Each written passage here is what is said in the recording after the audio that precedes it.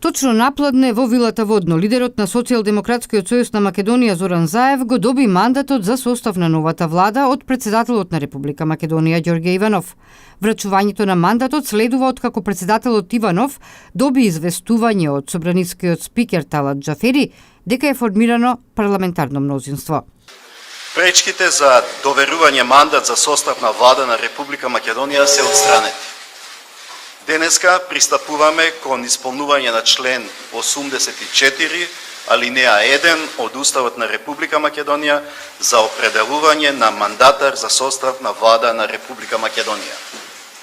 Коалицијата предводена од Социјалдемократскиот сојуз на Македонија, која има мнозинство во собранието на Република Македонија, го предложи господинот Зоран Заев да биде кандидат кому ќе му биде доверен мандатот за состав на влада на Република Македонија.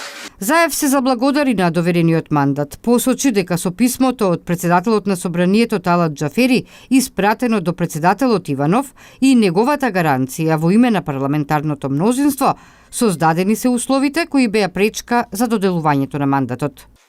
Прво, гарантираме заштита на унитарноста, суверенитетот, територијалниот интегритет, независноста и мултиетничноста на Република Македонија. Гарантираме заштита на уставниот поредок и територијалната целина на Република Македонија. Гарантираме заштита на државните интереси и унапредување на животот на сите граѓани без оглед на етничката, религиската и јазичната припадност. Гарантираме дека процесот на носење на одлуките за граѓаните на Република Македонија ќе биде во согласност со основните демократски принципи и владење на правото, не доведувајќи ја Република Македонија во положба на подчинетост или зависност спрема друга држава. Ниту еден документ, платформа, декларација, акт или дејствие кои би биле спротивни на погоре наведените ставови не може да бидат услов ниту основа за формирање и дејствување на владата на Република Македонија. Согласно Уставот на Република Македонија, новиот мандатар Зоран Заев во рок од 20 дена од денот на доверувањето на мандатот, на собранието треба да му поднесе програма и да го предложи составот на владата.